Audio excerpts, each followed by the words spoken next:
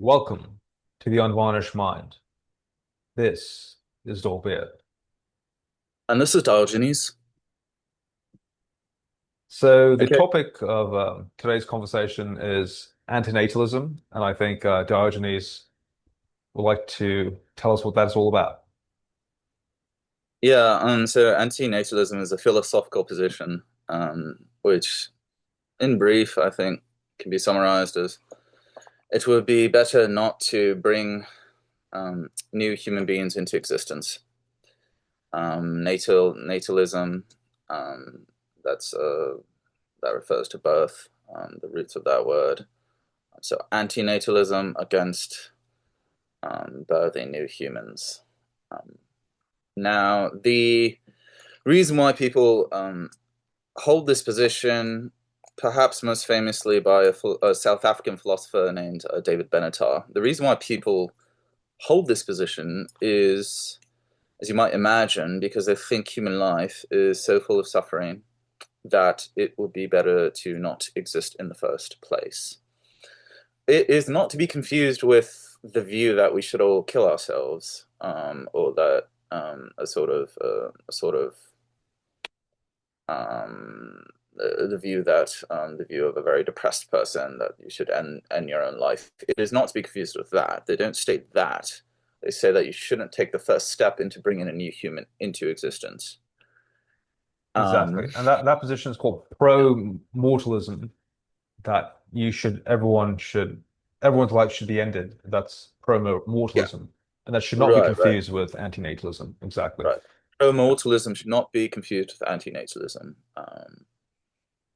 Yeah. Yeah. And so yeah, as you're saying, yeah, so yeah, the human life is so contains so much suffering. And what was the other thing you wanted to say? I just cut you off. Sorry. Oh, I'm not sure I was going to follow up that much more. I think there's Okay. Yeah, yeah, I pretty much said it. It's just a philosophical position, very concerned with the with suffering, and clearly rather pessimistic, Yeah. or at least taking a very negative view of human lives as they are, Yeah. I and think they probably will be in the future as well. So yeah, there's yeah. not optimism about the future either. So I Um, would say I would make a few clarifications here. So you said human life. It's nothing that's specific about humans. I think it's about consciousness. Um, uh, they they are against the bringing forth of new consciousness, and I'll explain exactly why. yeah, okay, Um, yeah, and the other thing is, what was I going to say? Uh, there's this. So you talked about the suffering of consciousness. I think so. You can be an antinatalist for many different reasons. It's not necessarily the case that you think that the suffering is so bad. You can be an antinatalist just because you hate children, for example, or you can be an antinatalist because you just think it should be so, right? Like antinatalism, just the position is that you should not bring new consciousnesses into the universe. That's the position of antinatalism. Of course, the position that David Benatar brings about, he talks about in the context of um, the the suffering aspect. So I'll get into more details just shortly. I think another very compelling reason for antinatalism is the suffering, not just the suffering that one endures, but it's also the suffering they inflict upon others. So I think this is actually something I'm a bit more sympathetic for. I think many other people might be sympathetic for. Um, Human lives can cause a lot of destruction, both to environment, to other animals, possibly to other people. So you can be an antinatalist in saying that you don't think you should bring about, this might be more specifically directed towards humans, that perhaps a human life causes so much suffering to other entities that it's sort of immoral to bring a new human into existence. So there's many reasons why you can be an antinatalist. And because there's so many reasons, I think we'll try to sort of drill in on just the suffering aspect and just take on the position of the individual, right? As people say, I forgot this quote, but basically, you did not consent to being born, right? It was not your decision to be born. It was your parents' decision that you came to existence. And so there's also something wrong there. So in summary, the point that David Benatar makes, and I think this is very critical to understanding his rationale for antinatalism. So the way he thinks about it is there's sort of a matrix, right? So there's in scenario in the first Oh, scenario, you can sorry, so I had to cut in yeah, briefly if you could hold that thought. I was just gonna say that yeah, people don't have a choice in the matter. You're kind of forcing them into, like, if you're someone's parents, you're forcing them into existence without their consent.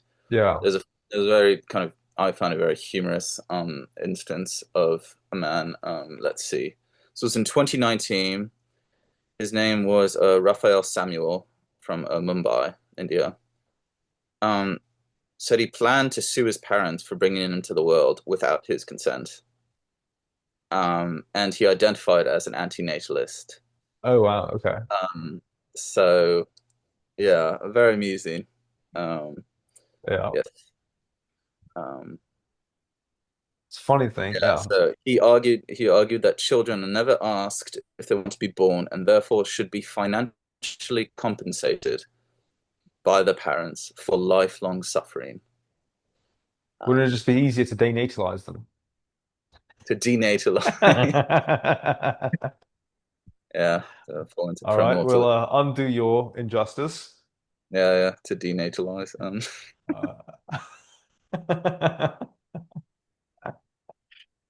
Anyhow, Anyhow, jokes aside, let's get back to the argument. So, what David Benatar does is he considers these two scenarios. So, in scenario one, right? So, let's consider the individual existing, right? So, if the individual exists, then the presence of pain is bad. It's just immoral. So that's bad. Versus, and the presence of pleasure can be considered good. Whereas in the case that a person never exists, the absence of pain is good, but the absence of pleasure is not bad. And so this is where the sort of asymmetry exists, um, where he talks about basically the point that he makes is, look, the it is the infliction of suffering which is bad. And so even if someone has a great life, but they endure a small amount of suffering, that suffering was bad. And that in and of itself makes it such that their existence was not worth bringing about in the first place. And so that's basically what the crux of the antinatalism argument hinges on, even if our lives were significantly better. So I'm specifically referring to the interview with Sam Harris and David Benatar. And Sam Harris asked him this, if you had a sort of utopian world where these people didn't undergo any sort of suffering, would it be what do you think about bringing a new person into existence in this utopian world? And he says that he's neutral to it. Not that he's in favor of it, but he's just neutral to it. So his point is when bringing a new person into existence, you have to consider the suffering and their absence of suffering, of the absence of suffering of any new potential individuals is a good thing. But the fact that we have no individuals that can experience this pleasure is not necessarily a bad thing. So that's really the crux of the argument of antinatalism. And so that's what we will, I think for this is a very vast topic. So I think for this first part of today's discussion, we'll be mainly focusing in on this asymmetry. yeah, yeah. So this asymmetry, um, yeah, it's supposed to. I think he a lot of analytic philosophy in particular. So philosophy that's very popular in the Anglophone world, such probably including South Africa, hinges on basically trying to find an intuition that everyone sort of feels or agrees with. Um, in fact, there is there's a philosopher, the late Daniel Dennett, who famously refers to philosophical arguments as intuition pumps. So the intuition pumps. That's what they do. They pump our intuitions, and so I think this asymmetry. I think he kind of he ceases there. I mean, does he make any arguments for it? He just sort of he stops there, and that's a premise, and he kind of takes it as self-evident, or it's a sort of intuition you're supposed to take for granted. I say this because I don't share the intuition, Okay. so So this will be fascinating because that's the problem. Yeah. I actually do, I don't think I made the best case for it now, but I actually do somewhat share this intuition. So I think this would be fun to discuss. So Yeah, we can go perhaps back and forth. I think it's obvious that this is the case. Why do you disagree, Diogenes? Well, I'll just say what my intuitions are. These, how I feel about the matter, I suppose. I think it's sad We're all that talking about our feelings here. yeah, we'll This is talk a, about our feelings, eh? let's talk Um, about our feelings. yeah. No, so no, I think it's very sad. I think it's not good that so much of the universe is devoid of conscious creatures. I view consciousness in a positive light. So that's obviously is a difference.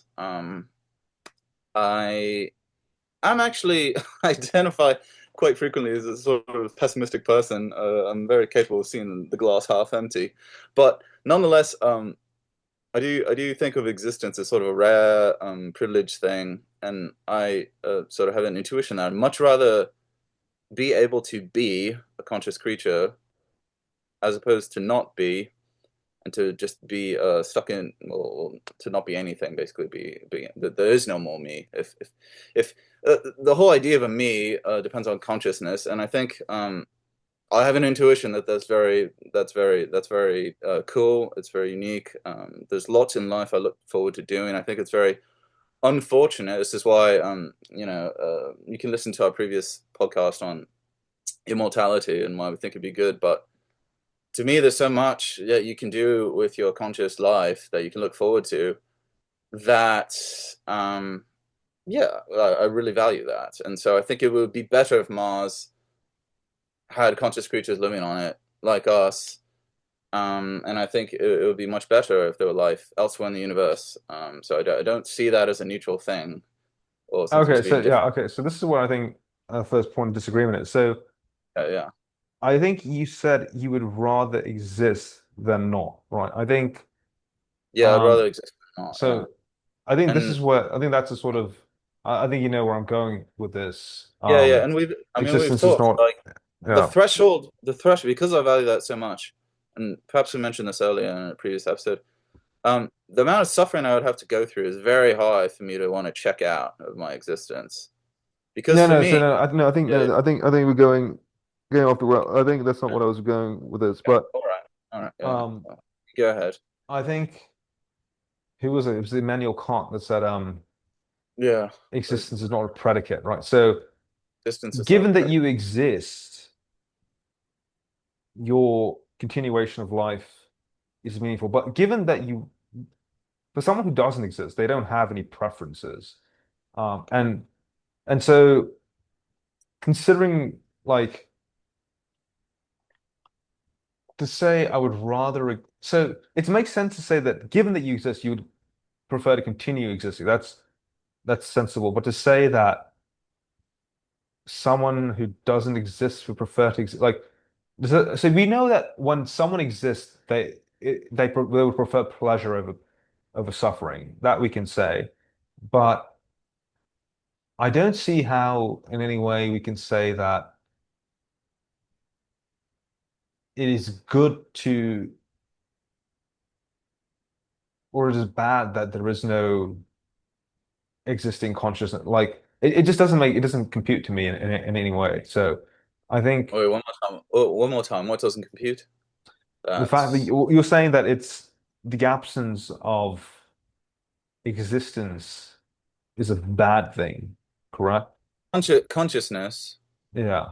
Yeah, conscious existence. I mean, Kant was discussing existence being a predicate as and very regarding rather different ma matter. I suppose it has some sort of relevance, perhaps. Yeah, it does. So, it basically, very briefly, I'll summarize, but it goes back to Descartes, arguing for the existence of God. And what he argues for, I believe this is in the Meditations, the metaphysical meditations. He says that God, if he was all good, omnibenevolent, I suppose, omnipotent, omnibenevolent, and omniscient. Anyhow, omnipotent. Basically, if God is ultimately good, then he must exist because he says existence, something that exists, is better, is Yeah, more yeah, good than something that doesn't exist, right? And yeah, so that's sort of the similarity here. He says that yeah. therefore Descartes says therefore God must exist because an ultimately good being wouldn't be ultimately good if he didn't exist. Okay? Or was it would it be If ultimately powerful? if an ultimately yeah, ultimately all powerful, all knowing, Okay. all good, that being would not be so, wouldn't be at the pinnacle of all of those goods if he or she didn't exist. Because existence is better than not existing. And so if he didn't exist, then he wouldn't be the best. He would be less good than the existing thing. So therefore, God must exist because Yeah. he's ultimate good. And then you have these contradictions where you could think, okay, well, reductio ad absurdum, right? So follow the conclusion to absurd ending. So you could say, okay, well, I can think of a ultimately good island, right? Like island that is like the best island ever. And so you could say the same thing, like, well, there must be this island that is so good. It's such a good island. It's amazing. It must exist. This perfect island with all the perfect things. It must exist somewhere out there because because if it didn't exist, then it wouldn't be a perfectly good island. So the island must, and so you can just like summon these beings into existence, which are But then the absurd. island isn't God, right? Isn't it? Can you make? But anyway, I think we're getting Yeah, yeah, yeah. sidetracked. But I say where this concerns us, and then Kant says no, like you can't attribute existence as a predicate in that way. That is to say, one of the defining properties of this Yeah. God, etc. It's independent of that. But where this shares similarities, my position is I do kind of think existence is a good thing. Um, and I suppose we should, and I just wanted to, I wanted to be precise, is that I think consciousness is a good thing. That's the sort of existence I'm talking about. Um, so like, um, I mean, I guess you could say, well, I think it's a good thing that the universe, like material exists, like the physical universe exists, as opposed to there being nothingness. I guess I believe in that too. But what we're talking about here is the existence of conscious creatures, Mm. not of inner things. So I think Yeah, consciousness is better than matter, and matter is better than nothingness. That's just kind of my intuition. Like I said, I don't. Um, yeah. yeah, So I think perhaps did not make my point very clearly, and maybe I didn't quite. Maybe that wasn't a very well made point at all. okay. Let me put it like this. So I don't think, for example, I don't think existence in of itself, like consciousness in of itself, is a good or bad thing. I think it depends on the nature of the consciousness, right? So is it a good kind of consciousness or is it a bad kind of consciousness, right? Like you Mm, can have just a very neutral, like just I don't know, the most simplistic kind of consciousness, like the something that is probably something we could never imagine, but like the most basic form of conscious, like just the color white or something. Like you just see it, that's all there is. The perception of a particular color, and there's no thoughts or anything. A sort of proto consciousness type situation. I don't see that as being either good or bad. But here's the thing. Here's an example. Let me give you this. So you saying that what did you say? You said you're actually upset that there is no consciousness on Mars. Is that what? Because I think that's a sort of ludicrous. yeah. I think that is a ludicrous sort of statement. In Well, the no, sense no, that I no, don't no, no. think. Because oh, if I can defend it for a brief moment, at least Yeah, like the sort of emotional intuition. Remember, this is emotional intuition. I sort of have. I haven't yeah, argued for it with premises and a conclusion. Okay, yeah. um, but no, like when this comes down actually to sort of my atheism, funnily enough. So um one argument that the religious often put forward for there being a God is that the universe is fine-tuned for the existence of life. And so what they often say is that if things were just a little bit different, then there wouldn't be any life whatsoever. Um, and for me, the fact that life is so precarious, the existence of life is so precarious, that's actually an argument that the universe is not fine-tuned for life. That and in fact, we know for a fact that there will be a heat death of the universe, or at least physicists, cosmologists tell us that. So it will all be gone. And to me, this is not evidence of a good design. That's the main thing. It's not evidence of good design. The universe is not made for life. It is not fine-tuned for us. It is mostly dead. There's tremendous destruction of the universe, and so all of that to me is basically negatively characterizing this God's wonderful creation tuned for us.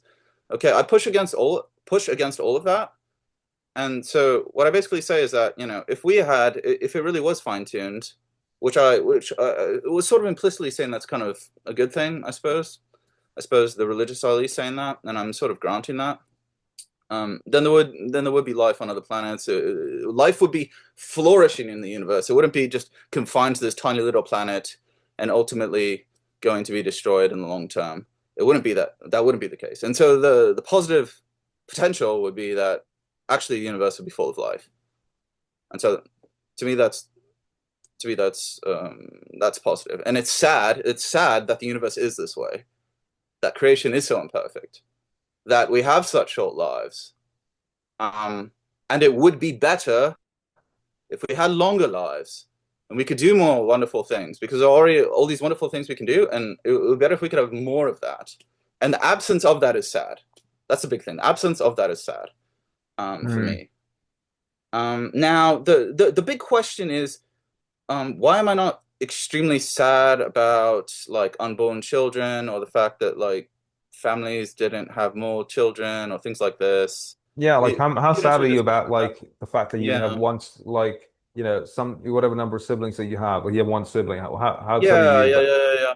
Yeah, I would you say, could I have mean, had many it's siblings? just kind of more Like, complicated because I think, yeah, you do like enter into these technical problems of like the world being like, I mean, part of the imperfection of the world of objective reality is that the we have sort of a planet which is getting very crammed with people. So if you just had endlessly proliferating people, let's say we had 1 trillion people like populating the planet, I agree that would be very miserable because like our planet's very limited and the quality of life would be reduced, et cetera, et cetera. So I think there'd be like technical problems with that. But if there were 1 trillion people spread out throughout the universe, I think that'd be great. I just think that there will be a limit of some sort, and I think that I think it would be better if I could like enjoy like quality relationships and time with all of those people, but I can't because I'm mortal. But I do think it's sad that you can't. There's an opportunity cost for me to form a relationship with someone that's very meaningful. I can't do it with someone else, and so I have to like give up that opportunity cost. And I'm fine with that. I like forming a relationship with someone very deep, like with you, for example, deep friendship. But I do think it would be better if I could do that as well with like other people, and for it to not come at the cost of. So, um, I'm not sure if that helps answer the question to some extent. You know. um, okay, so yeah. So I think the intuition I share is like I think that we're getting to a point of agreement to some degree. That we, like for example, I think now people are talking about how there is a sort of population decline, right? Or the population itself is a decline, but there's a birth rate decline, and that's going to be a cause for a lot of problems in the first world, right? Many countries, Economic problems, and so it's going to increase suffering. I mean, it's in the developed yeah, countries, so yeah, in in these developed developing countries, countries, you have a yeah, population yeah, boom. yeah. So, So we should be having many more children and that sort of thing, but we're not really mourning. So we can definitely carry more. The capacity of the planet is definitely, we're not anywhere pushing against that. But yet at the same time, we're not really. So there is, of course, a push towards the sort of movement to push for people having more children, but we're not mourning. No one's really mourning or upset about the lack of existing children. So I think that's an intuition. Like no one's mourning the yeah. fact that Well, they are. there I isn't. mean, like I mean, you life get on into the Mars. abortion argument. When you get into the abortion, like I had a teacher in high school. We can argue about, oh, he's terrible for having said this if you're very pro-choice. But anyhow, he said that he thought, with some reticence, by the way, before he said it, he's like, I shouldn't say this, but I'm going to say it. He said, um, I think, every child that could have been born but was aborted, I think that this could have been the child that was going to cure cancer, but it Mm, wasn't because he was killed. He said he thinks that that's just sad. So I think these pro-life people who like um, really think of these unborn children, they really do actually think of that very much so. This life that was killed. And mm, for me and you, we're kind of more on the pro-choice end of things. We care more about the developing consciousness of like this being, and like the woman's right to, I think, get that like to have command over her own body to a certain extent, et cetera, et cetera. For we think it's important that the child is wanted, et cetera. But yeah, I think those people do lament this unborn child sort of situation. I think they do. So yeah, yeah, I mean, look, I that's mean, that. the point that I'm making is just this. So, I think it's one. Given that a person exists, I think there's moral consideration. Given that a person exists, or given that a person will exist, there is moral consideration to be given there, right? So, if given that a person exists, or given that they will exist, they deserve some moral consideration. So, given that you're going to bring a child into existence, we would say that if they're going to be brought into existence, they deserve some threshold of well-being. But on the other hand, given that someone is not going to exist, like not bringing someone into existence in and of itself is not necessarily an issue because there's no person for which to well-being to consider. So even this talk, like I think me and you, when we talked about immortality, we both agreed that we would both love to be immortal given the choice. Um, and that's because we already exist, right? We are already existing individuals and we have desires and we wish to Once again, fulfill those desires. yeah, and just briefly to amortality, just for people who haven't listened to our previous discussion, it means that you can continue living as long as you want in a good state of health, and then at any time you can choose to end your life if it gets too boring for you or if you start suffering. That's what we mean by amortal. So me and Yeah, you, as you said, we affirm that because we already exist. yeah. So, anyways, so the point is these moral considerations are meaningful because we already exist. Um, Moral considerations are important given that someone will exist in the future, but we're not lam there's no point in lamenting about the well-being of someone who was never going to exist and not planning on being. So, example, like there's no like in your case that you're saying that it's so bad that you know these people don't exist. Isn't it terrible that you haven't procreated? You'll now have been an adult for over a decade. Why Mhm. have you not procreated? You could have donated your sperm, could have procreated with so many, impregnated so many women, not wear a Yeah, no, I condom think that's sad. Yeah, I during think that's sad. I think that's sad that I've got other priorities and I'm not willing to make the commitment yet. The financial commitment, et cetera, et cetera, et cetera. But yeah, like that's one of that's one of the things that. how No, no, many no. Hold on. how many Wait, wait. funerals do No, you attend no, of no, no, your no. Hold on. unborn children? Yeah. Let me just finish. Let me just finish. No, I think it's sad. Like, we talk about like I think yeah. In order to have a child, I think responsibly, you have to decide on one nice lady who you're going to who's going to be the mother of your children. You're going to stay with that one person, commit to the relationship. I think most of society we agree this is like a responsible way to raise a child. Okay, but personally, I think I can imagine there's many wonderful women out there. I can imagine with wonderful qualities. It would be lovely to have like different children with all of them, but then it would become very problematic towards like raising those children. It wouldn't be very responsible. But I do very much regret that like deciding on one of them um, has an opportunity cost for the others. I think it would. I'm always asking myself like, what would I do in a different life? In a different life, maybe I wouldn't read so much philosophy. Maybe I would focus more on having a career, Procreating? get a lot of money, maybe I'd focus on mountaineering. I would try to, climb Everest, whatever. Um, so there's all these alternate lives that I wish I could live, and I find sad that I can't because I have to choose one direction. And right now, the one direction I've chosen is to wait until I have more resources. But yes, to me, it is sad. It is sad that it's very sad that I can't be a young parent ever. I can't because I think there's advantages to being a young parent, very many, which used to be much more common. You have a child when you're 20 years old or whatever, and you get to be around for much more of that child's life, and they might get to even meet their great grandparents, for example, and so there's tremendous benefits for that, and I'm already a decade past that. I'm never gonna. It's to me that's sad. It would be better if I could do that, but I, have to. Maybe all that suffering, by the way, is part of what David Benatar includes in his, suffering that is consciousness that makes it not worth living. Perhaps I don't know. I haven't read his arguments in detail. Maybe he says that all these unactualizable potentials, this is part of the suffering that makes life so disappointing. I'm not. I can see how it could maybe support an anti-natalism, but um, yeah, I'm not convinced. I think it's better to take the one path, to live it out, and do your best with the one choice that you have, with the one life that you have. That's much better than having none of it. But yeah, if it's I, I mostly know. Yeah, sorry, I didn't understand the last part again. What you said, like at the very yeah. end, I just say that last What, part again. I just didn't quite follow. Or you said you what was could the be an last thing? anti-natal. What was the last thing you heard that confused you? Think about how you said maybe that's what David Benatar means.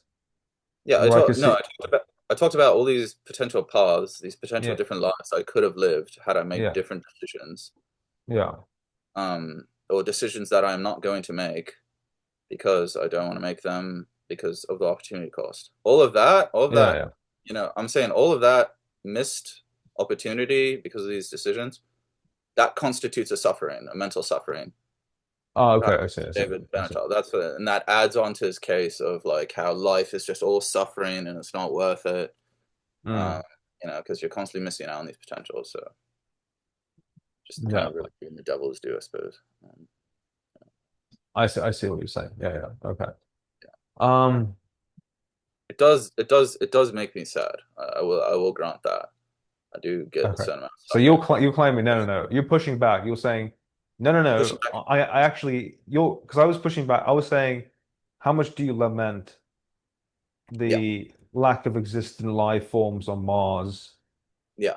Or are you saying, Certainly. no, I do lament because I lament, for example, not having um so many, you know, having birthed, for example, 20 different children with 20 different women by now. I wish I could have done that. So I'm lamenting. But I don't think that's quite the Yeah. same. I think you're lamenting a different life, a different sort of life you could have lived rather than the lament. You're not lamenting the actual you're not crying over, oh, like that baby, like Charles or whatever. Like, you're not lamenting this whole Unborn children, or unborn children. Yeah, you're not like lamenting um I mean, I don't. their actual lives. Like you're No, no, lamenting your own life of mhm. your possible like Yeah, you're lamenting, oh, like me, Diogenes the mountaineer, like me, the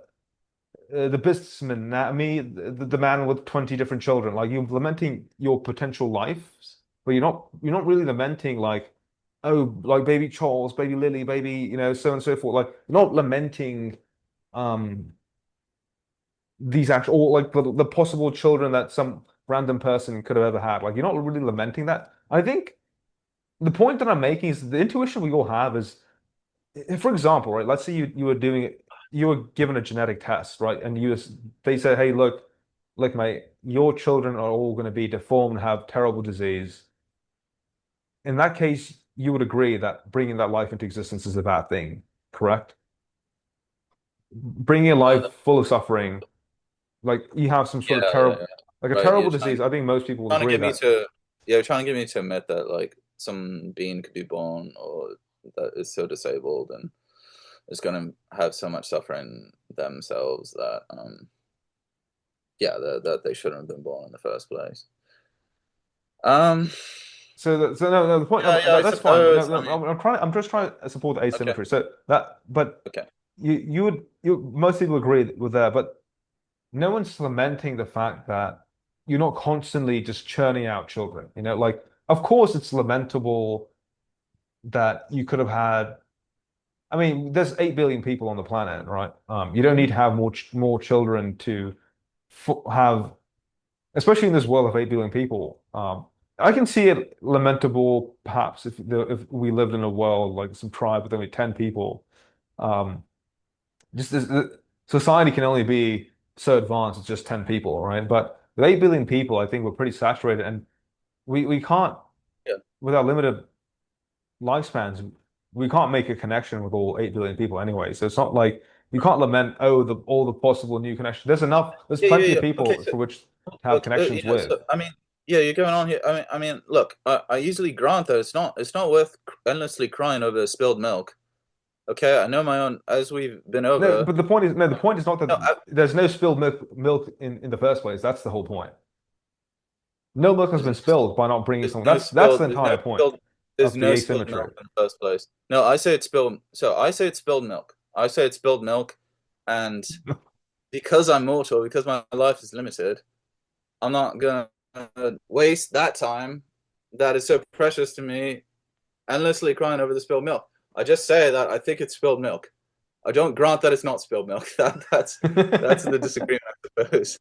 I know, I do think it's spilled milk that you don't have all the children, all the like endlessly, that the world is like not the world's not 1,000 times bigger. We have 1,000 times population or whatever absurd scenarios you can think of.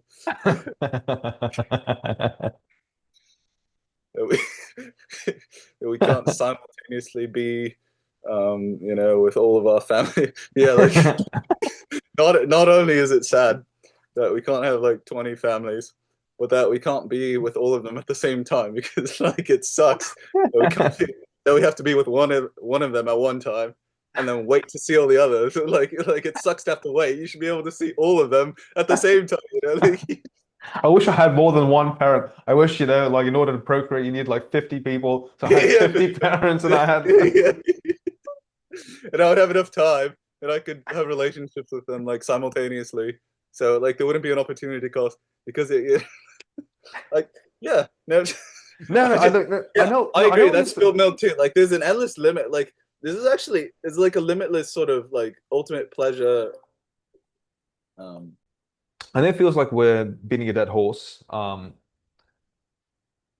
Look, I actually agree with you to some degree, right? So I agree that it is. So I think I don't know if I've mentioned this.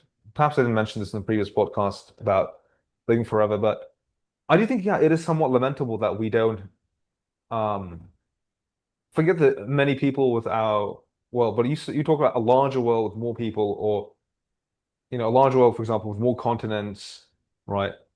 With different cultures. Or I always lamented growing up that we don't live in a solar system with other intelligent life, right? Or it's very unlikely that within our short lifespans that we'll go to other planets and meet other intelligent life, or the other intelligent life will visit us, and we can learn about their cultures and the differences and all these different consciousnesses. And I think I can I can land on the same page with you about that. But I think we're actually sort of talking, um, what's the word? Like we're talking sort of across from one another. You're not talking addressing the past point. each other. We're Talking talking past past each other. Sorry. each other. Yeah, how so? Yeah. Yeah, yeah. So again, I think your concerns that you're making are about yourself and the fact that a world with so much diverse life in this one will be much more interesting to live in. The anti-natalist, so like I mentioned in the beginning, I want to focus on the anti-natalist view from the point of view of the individual who is being brought into existence, right? So the point is, Okay, the one more thing, just yeah, before I let you continue, is that I think one thing I remember David Benatar, one thing he has the case he's trying to make is that people really overestimate how nice their lives are. So he says no, their lives are actually the worst and shittier than they will admit to themselves. Objectively, they're shittier. So that's one thing he does say. So he would Yeah. say Diogenes he's overvaluing his own life. He doesn't realize how he's suffering in this way, in this way, in this way, etc. Yeah, yeah. But let's we don't even need to bring that into I think we mentioned how earlier that even in the perfect utopian world, he doesn't quite see that see it to be a necessity, or he sees it as a neutral thing, whether you bring a new life into a certain utopia, or whether let's say you can bring a child into a utopian world where just there's no real meaningful suffering that we care about, and his life is full of, you know, interesting, not just hedonic pleasures, but all kinds of different pleasures and interesting life. So even in this case, in this scenario, David Benatar says that he's neutral to whether you bring a new life into existence in this world. So he's ignoring the fact that even if you grant that life is the best possible thing, that he says this is neutral. And he basically says, as long as there's some presence of pain, you're doing a harm by bringing this person in to the universe. He's neutral to like a pleasurable. He's neutral to a pleasurable life being created, even Yeah, if it's pleasure. being brought into existence. Okay, neutral to not bad. His point is that this is the fundamental point of this is the fundamental anti-natalist position, that it is wrong to bring in a life that has is full of suffering or has suffering. Um, but it is not wrong to not bring a life into existence, even if it is full of pleasure. The not bringing into not that's not to say, look, that the reason, look, the point you're making is, look, a life with more people is more rich and more interesting. But let's if you lived in this perfect utopia, right?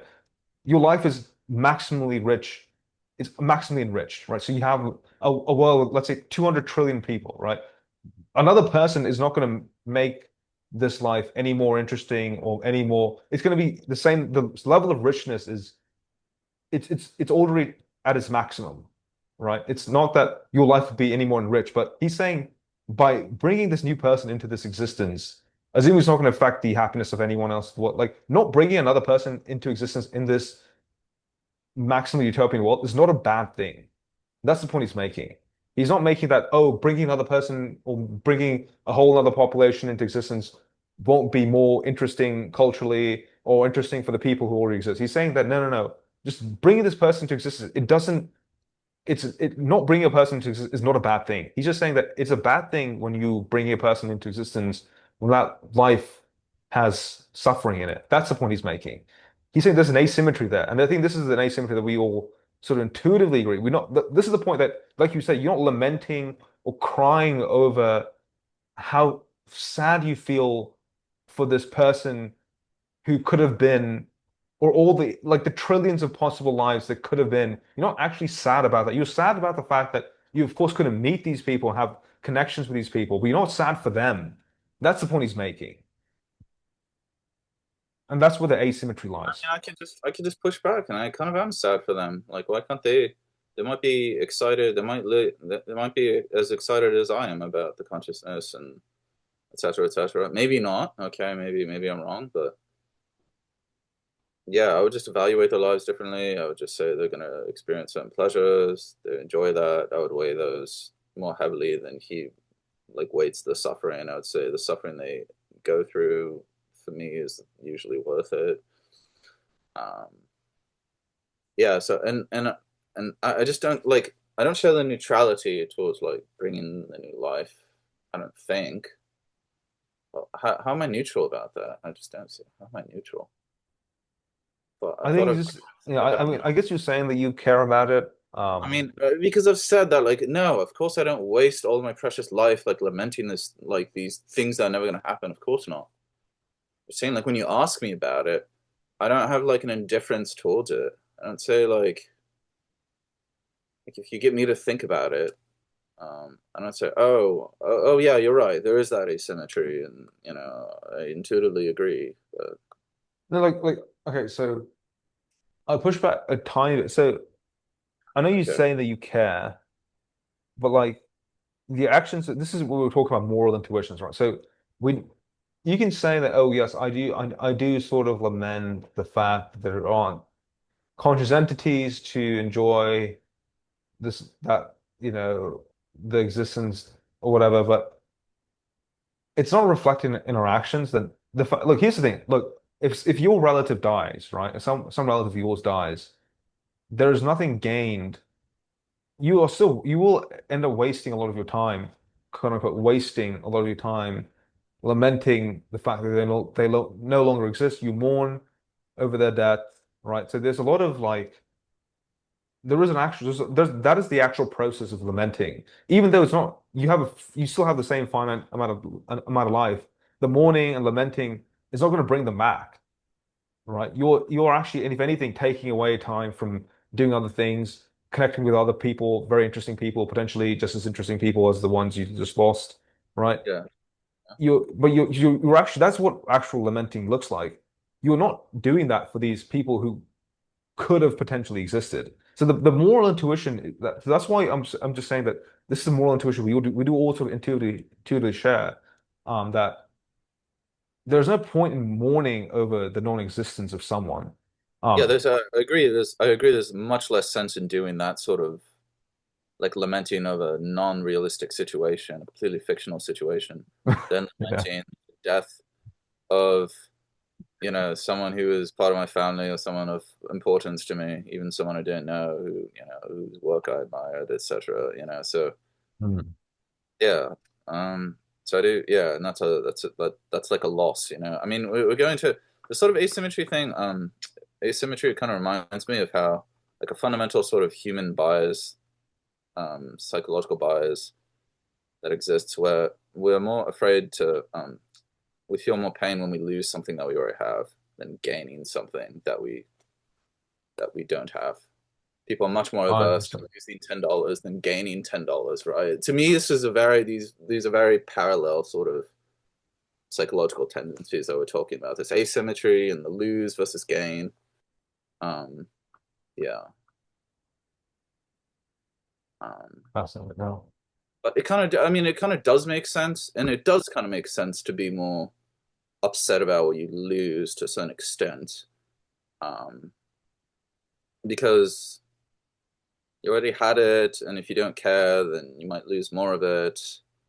Kind of indifferent to it, like what you do have already is precious to you, whereas there's like an infinite amount of things that you don't have, so it's not so worth being, I suppose, really pent up about that.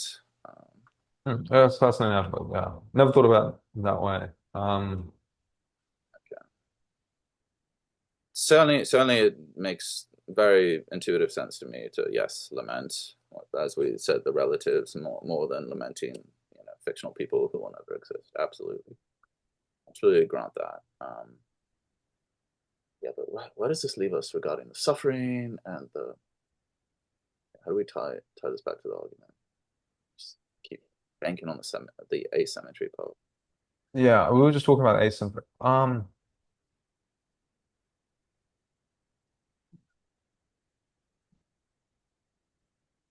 Because yeah, Yeah, I yeah, just think, yeah, I guess we just have to agree to disagree here because, like I said, I think, like you said, yeah. Let's just make sure we pin down this disagreement. Where precisely do we disagree?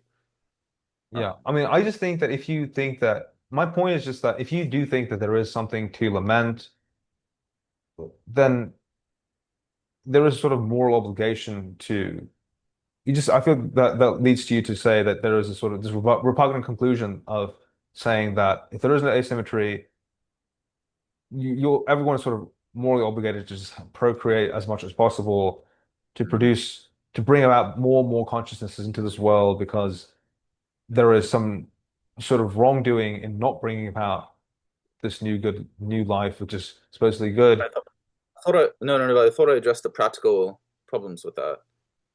and the Okay. opportunity costs of that. So I think there's opportunity cost to producing all these beans and having 20 families, etc. We can practically do that, but it is lamentable that we can't do that. That's all I said.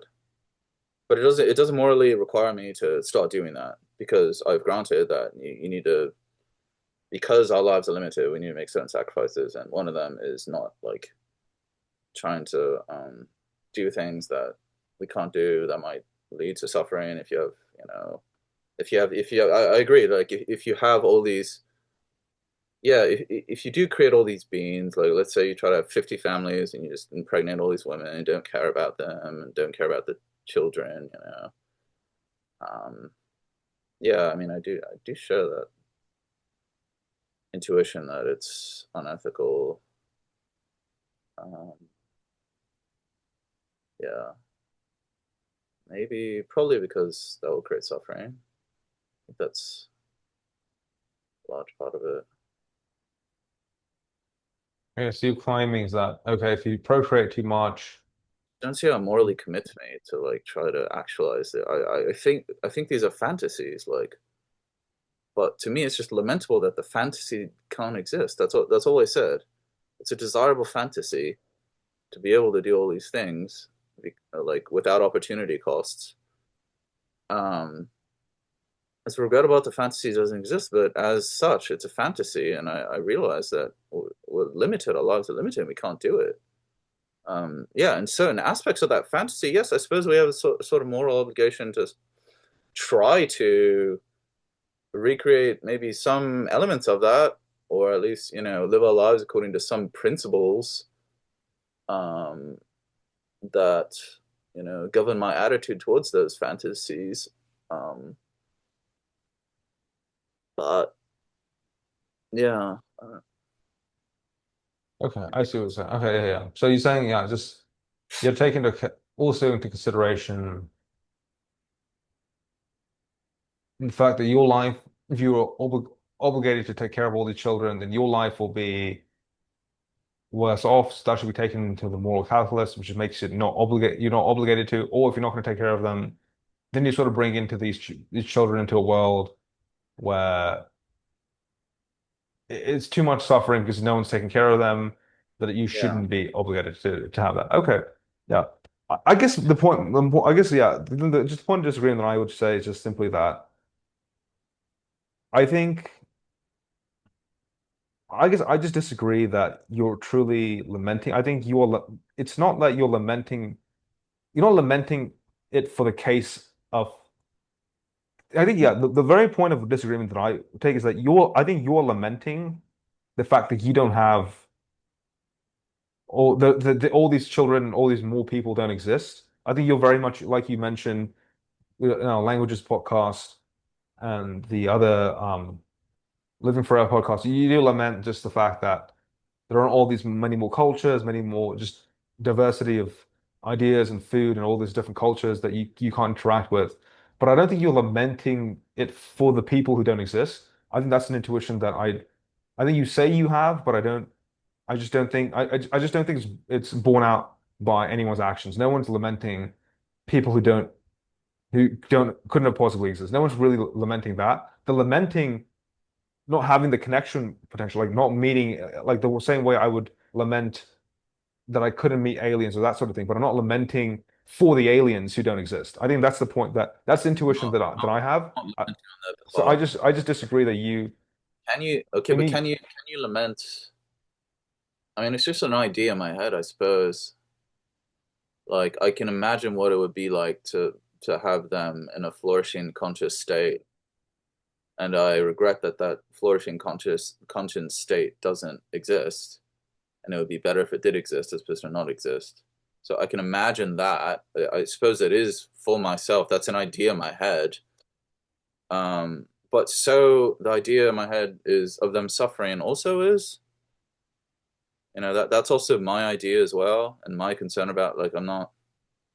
I mean, I say like I'm concerned about this suffering, but that's still an idea in my head, and you could argue it's for my sake.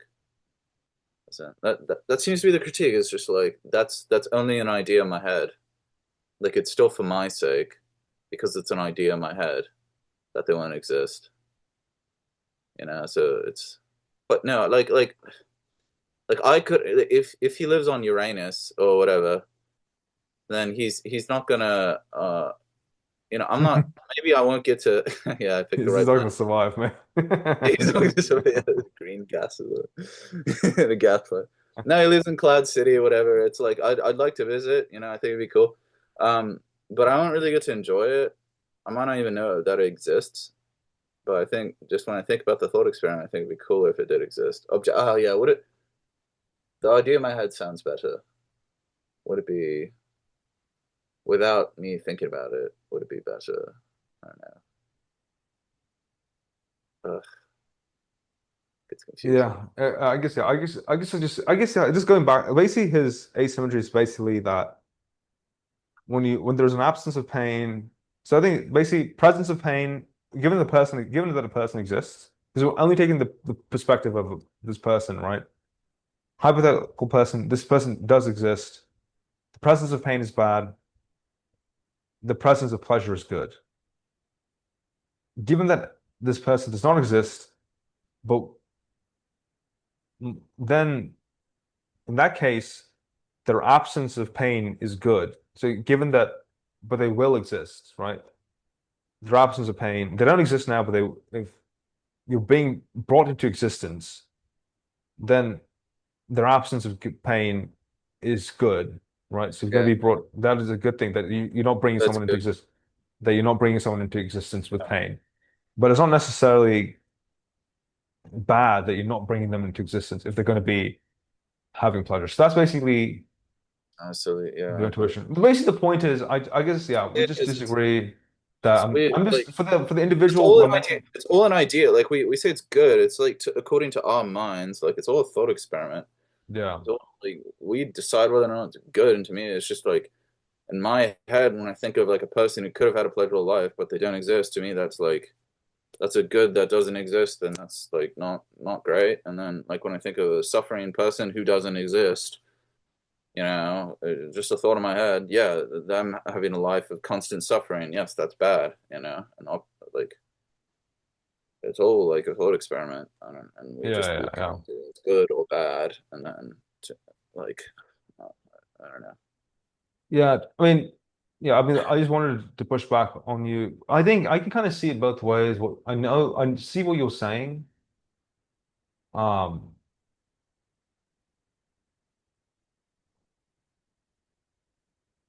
I also just feel like in the way we live our lives, we're not really lamenting all these non-existing individuals who could have had happy lives. I just don't see that, which is this is why I'm sort of Oh, uh, yeah, okay, but I mean, we've been over that. I've already said, yeah, of course, I'm not going to waste my mortal life lamenting them, blah blah blah. yeah. But I am going to waste some of my mortal life lamenting people who have lost, etc. Um, Whereas you could say, like, maybe we're much more concerned instead of lamenting those non-existent creature. Here is the asymmetry, I would say. We are much more concerned about lamenting the suffering, the existing suffering of existent conscious creatures, than we are of lamenting the absence of pleasure of creatures that don't exist, conscious creatures that don't exist. So that is an asymmetry I could grant.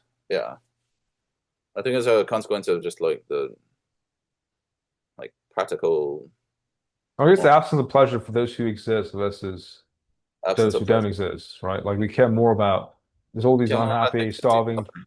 I Yeah, guess yeah. I guess I think that's the that thing. they Like it's not are just an leaving the idea in my suffering. head now. It's not just an idea in my head.